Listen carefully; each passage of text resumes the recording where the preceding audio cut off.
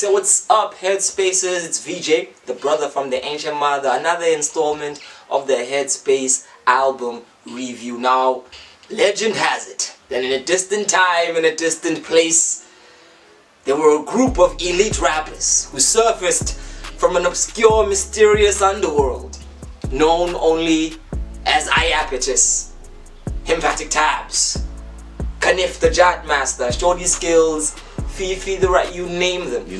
This mythical epic tale took us by a powerful magical grip. I think for a lot of us who are outside of Joburg, this sound filtered through seeing artists like Tabs and Robot the Technician kick their thing on television, and we began to realize that there was an active, fertile ground for the kind of underground hip-hop which one could label as abstract. Abstract rap has a whole history of its own. It's an art form which focuses mainly on rap's literary dynamics, and the beats add themselves as an overture to a forefront narrative of storytelling. So really, when you talk about hip-hop heads in the literal sense, the music of abstract rap is music for the head. It's not music you connect with in your whole body. You don't dance to it. It doesn't resonate with you in a way that makes your feet tap. It's cerebral. It's music you have to focus and really listen to. And if you don't like music that makes you think, then you won't like what Iapetus as a brand has been doing for ages and eons. But for those that do, and those who understand the value of the spoken word art that these artists have been able to produce, and most importantly the legacy that they've been able to build as South Africans, being able to export elite rappers like Yugen Black Rock, who just apart from being incredibly dope, also brings about the dynamic of disgendering rap and hip-hop, that it is so unnecessary to put the female before the MC. An MC is an MC is an MC, and the ceremony called life can be mastered by all of us through tapping into our unique experiences. So here we go, zapping into 2022, the latest project from the Iapetus group, which also keeps that same mythological dark occult strand, is from the head honcho himself, Kanif, and one of the rugged MCs of the crew, Shorty Skills. They come together and they are Witchcraft, and this is volume 1. They call it the Sundisk, and if you know your way around your mythology, the symbol of the Sundisk, be it from a Celtic or an Egyptian point of view, basically is a resonance of power, of force, of eternity. And so the theme here is a carry-on of this literary musical legacy that they've built, and interpreting where the Iapetus universe is right now, currently. And I want to speak about the Iapetus universe. This is a world that is fundamentally murky, dark, grungy, sticky, dirty, grimy, scary, eerie, suspenseful. So you don't find a lot of rainbows and ponies in the Iapetus world. These are some dark motherfuckers. They are about excavating parts of the human soul that are closer to pain, trauma, and the difficulties of life in a way that takes all of that strife and wraps it around a very interesting mythological style of rapping. And all of them are boasting an array of rich vocabularies that make it very enthralling to listen to. Shorty Skills has one of the most interesting voices, very straightforward. He opens a range that kind of cuts through with a little bit of a rasp. He's clear. His accentuation, which is one thing I've loved about every Iapetus rapper, it feels like they've all worked on not being so Americanized to the point where the natural indigenous influences that bounce off of their tongue don't immediately register them as Africans. I mean, even Kniff, as white as he is, you hear that you're listening not to an American, but to somebody who's resonating from another part of the world. This is one thing I admire about Iapetus.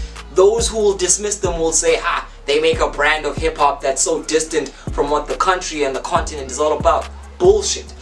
Africa is the center and one might argue the home of mythology, power and glory. And I think Iapetus as a movement and Kniff and Shorty on this project remind us over and over again that if we do not keep on reiterating these stories, telling them to ourselves, telling them to each other, seeing ourselves as storytellers. If you are a parent and you have children, don't let the onslaught of technology take you away from sitting down with your children and just reflecting on life, how your life was. You'd be surprised at how profound it is that we learn from people's experiences as they address it and as they go into the magic of their lives. And this is what makes this project yet another special installment of what Iapetus is about, is that our stories are ours, and when we learn how to tell and retell them, we develop a skill of turning the most mundane things into magical opportunities that unlock so much layers, where you think it's the night sky, but really it's a symbol of infinity. And beyond the infinity is eternity, and beyond eternity is a void, and a void is a question mark about the depths of life, maybe the depths of your own subconscious. This is the beautiful narrative that shifts into a meta-narrative, that shifts into, I don't know, a super narrative that blasts us into oblivion, but an oblivion that we can handle. Now I think Shorty Skills and Kniff are constantly reassuring us of the fact that if we jump straight forward into these stories and we free fall into the recipe of the mythology that have guided us so far, because sonke sisuka cultures that have amabali insomi, you know, and these things are able to come together and converge into something rap utilizes effectively as the most active form of poetry we have today. So what this project does is that it almost adds as a monument to this universe that Iapetus has been building, this place where you have the shacks, but you also have pyramids erected beside that. You have the hustle and bustle of the city, but you also have these imposing castles. What I'm saying is, we shouldn't let the imposing capitalist structure take away how magical life can be. And what this magic is the wizardry of self-actualization. Both of these rappers and the Iapetus crew in general are people who have continuously preached self-awareness, self-knowledge, and being able to activate the most powerful part of yourself. And don't we need these kind of narratives today? So in a nutshell, it's remained consistent, and I want to commend them for being able to tweak their sound in all the parts that matter. They've traveled far from sounding a little clanky and being able to clean their sound up in all the right places and make it feel more swept and make it feel more airy, and be able to kind of compete, so to speak, market value wise, alongside what's going on in hip hop right now, and yet still have that deep occult blueprint that all of us who kind of worship and admire the sound have loved and continue to love it for. So we keep talking about authenticity, we keep talking about consistency, and we keep talking about mass appeal. I'm here to say, Iapetus as a movement, Kniff, Shorty Skills, Emphatic Tabs, Yugen Black Rock continuously prove and emphasize and demystify this idea that it is impossible to succeed as, one, a hyper-lyrical rapper, two, a rapper who makes music for the head, three, a rapper who does not prioritize people dancing and inserts people into a world of inner knowing.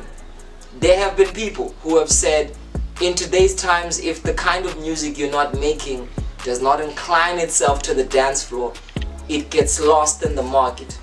And I think they've shown through being able to travel around Europe, through being able to forge great networks and connections of like-minded artists and MCs and hip-hop practitioners all around the world, while at the very same time anchoring themselves as South Africans in a sound that you supposedly cannot make it with.